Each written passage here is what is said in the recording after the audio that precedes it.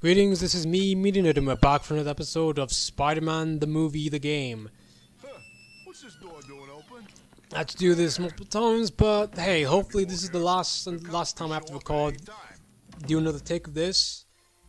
And yeah, as you're gonna see here, I did show off some parts of Bruce Campbell's performance, but I don't feel like showing it off because I don't really. Well, I will be. But fucking hell, words, brain, please fucking work in sync, please. Oh shit, why the point being, I don't want to fucking make you guys hear it because that would make for a very awkward commentary. And so, yeah, you're gonna be hearing a lot of filler because there's nothing really else I can add here other than keep on your toes and yeah. Also, this level introduces stealth, although I don't think this level is particularly well designed for it because there's not enough heavily shadowed areas, and, well, why the fuck do you need to be hiding in the shadows for anyway, when this is supposed to be the part where Spider-Man is filled with tons of rage because the killer of his uncle, well, if you know the damn reason why. I don't think I need to fucking explain such basic fucking reasonings for something that's so damn well known to the point where people will always get something wrong about him because they prefer to watch the shitty live-action movies instead of watching the superior cartoons. Even though there's only like 3 good cartoons of Spider-Man, the rest are shit. Sorry to say, Spectacular Spider-Man fans and Into the Spider-Verse fanatics. Those cartoons suck, and Into the Spider-Verse... Well, okay, Into the Spider-Verse is actually a good movie, but Across the Spider-Verse, no, that's a piece of shit. And no amount of... Oh, but the animation, the story... No, I don't care. Terrible fucking story. Fuck the canon events, and fuck how they just... They ruined Miguel by making him into a fucking obnoxious-ass comic book fan. Talking about canon events. This is canon. You broke the canon. You're not supposed to break the canon. SM90. Yeah. That shit is so fucking annoying, and, yeah, I do apologize for not explaining things that, well, you just saw, but, yeah, again, these are the... Again, I'm sure I'm, like, messing around a bit just to show you guys, what you can do in this game, and, yeah, I apologize for not really explaining that much, but, I think it's pretty easy to tell what's happening anyway, so... Whatever. Stop right there, murderer! Huh? What the? Don't let him through! I got the door. You could have just webbed them up, Peter? Like, what the fuck was the point of... What's the point of this damn side quest when we could have just... Oh my god, never mind. But, yeah, we're gonna get the key now. Well, the switch, because someone decided to pull, You think you're pretty tough, huh? actually, how the hell does that even work? And how the hell...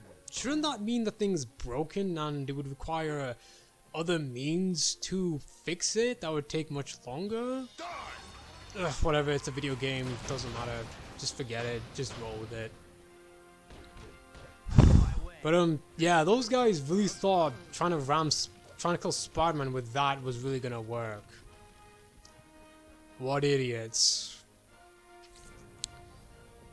But, yeah, here's a little fun fact I wanted to bring up, but couldn't.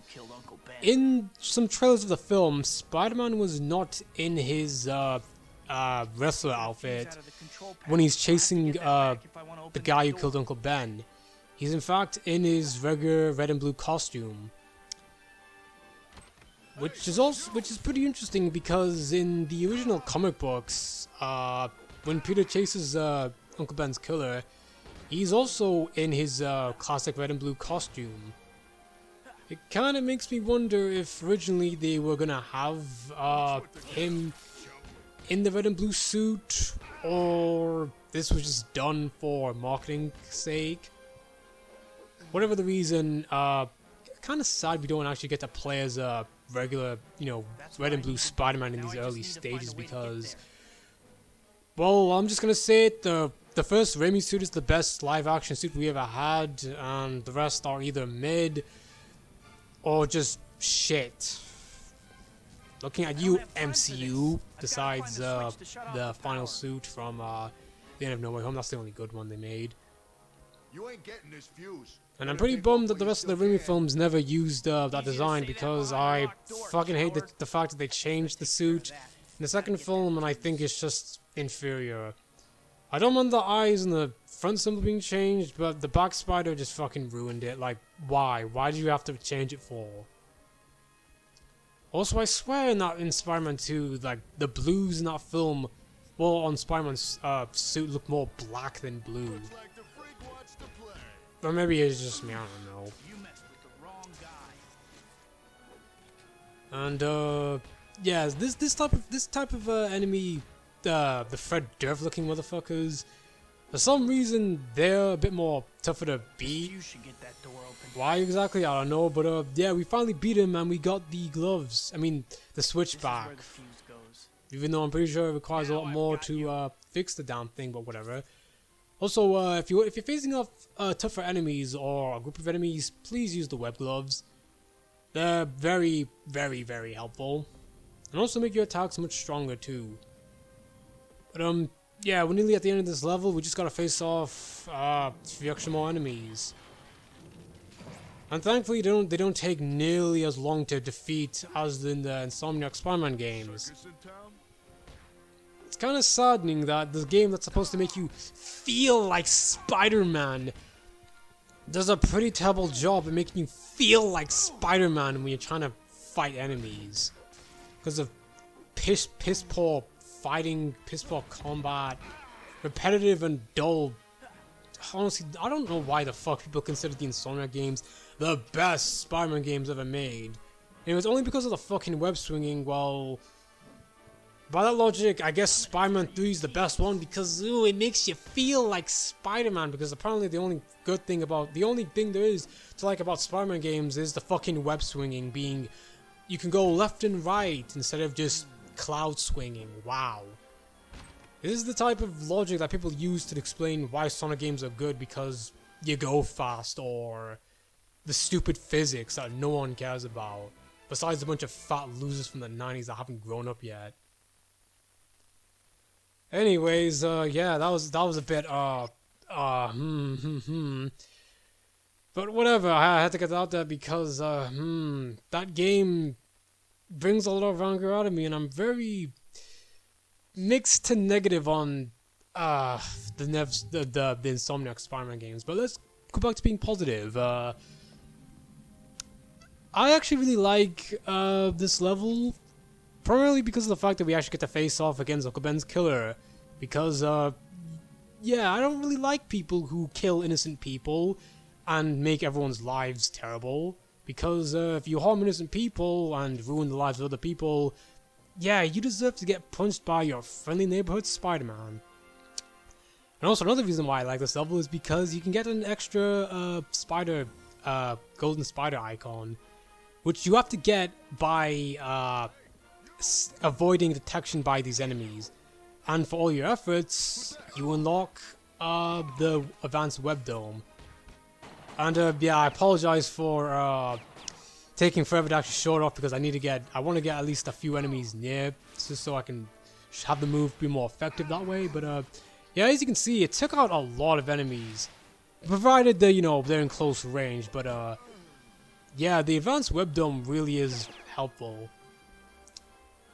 Also, I do find it funny how you can just carry these really weak items to throw at enemies. As if that's gonna do that much damage to them, but whatever. If you press the right thumbstick button, But, you'll enter what we call Yeah, another Bruce Campbell explaining In this things, mode, a except I targeting didn't even reticle will appear. like If you let you use hear it it with the right because thumbstick. I'm an When the reticle asshole. turns green, catch this.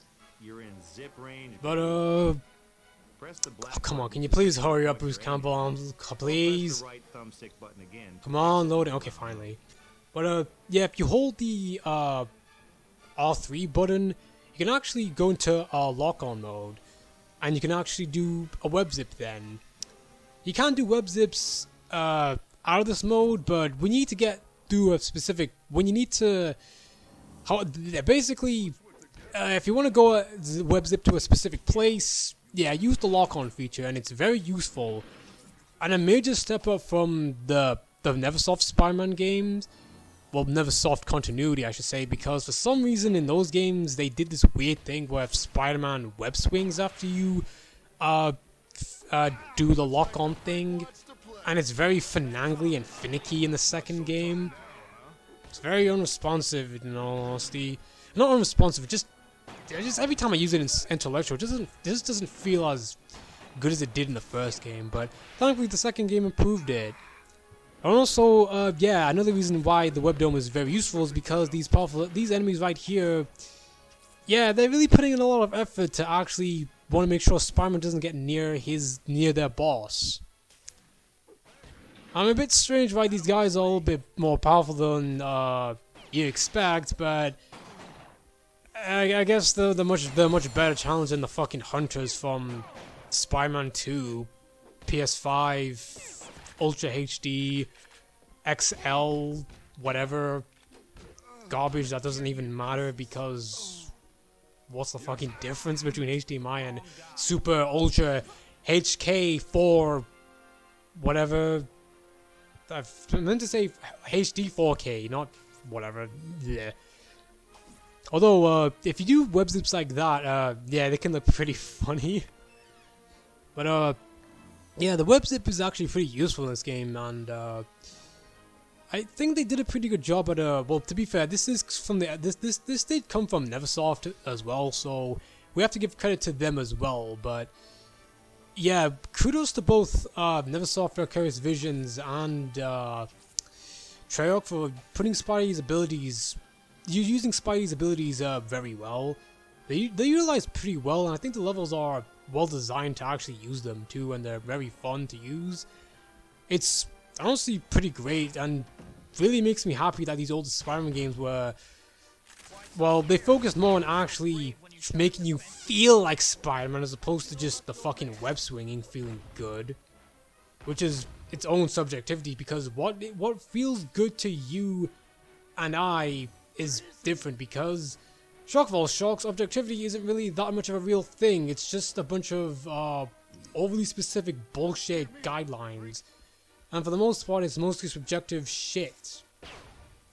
Whether you like it or not, yeah, there's no such thing as feeling like, oh, this thing is good because it makes you feel like Spider-Man, because you can fucking use that for any game, and, well, like, honestly, what kind of, who honest, oh, by the way, yeah, I should probably get back to talking about the fucking boss fight, and, holy shit, my health just, I'm nearly dead. Jesus Christ, man, I should have talked about the fucking boss fight, but, yeah, Uncle Ben's killer, he's packing heat. I mean, this guy's no joke, compared to the film.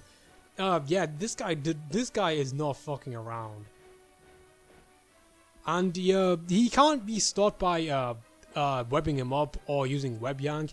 You have to use Web Glove and the Web Dome and Web Impact to take him down.